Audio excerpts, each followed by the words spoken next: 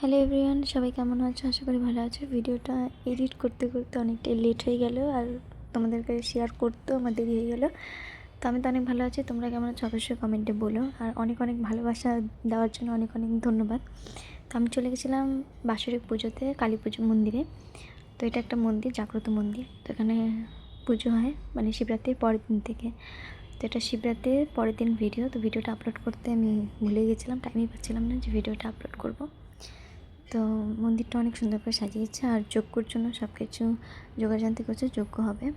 তো এখানে অনেক মানে সব লোকজন এসেছে, যজ্ঞতে বসেছে, অনেকে মানসিক করেছে, অনেকে এসে মানসিক দিবে, মানে ছাগল বলি হয়, তো অনেক কিছু এসে হয়। এই যে এখানে পুজো হচ্ছে, মানে যজ্ঞ খড়ি টড়ি এখানটা দিয়ে পুজো করছে।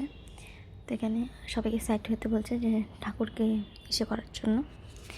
তো ভিডিওটা কেমন লাগে অবশ্যই বলবে।